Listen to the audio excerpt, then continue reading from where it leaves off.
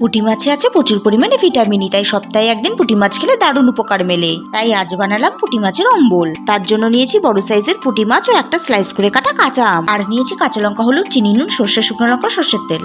প্রথমে পুঁটি মাছকে নুন ও হলুদ মাখিয়ে নিলাম। এরপর কড়াইতে পরিমাণ মতন জল নিয়ে কাঁচা আম, নুন ও হলুদ দিয়ে দিলাম। এরপর নেড়েচেড়ে ঢাকনা দিয়ে সেদ্ধ করে নিলাম।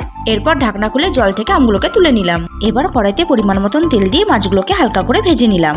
মাছগুলোকে এরকম হালকা ফ্রাই করবেন বন্ধুরা। এবার ওই মাছ ভাজার তেলে সর্ষে, শুকনো লঙ্কা ফোড়ন দিয়ে 1 মিনিট নেড়েচেড়ে আমগুলো দিয়ে দিলাম। এবার আম দিয়ে নেড়েচেড়ে দিয়ে দিলাম সামান্য নুন ও হলুদ।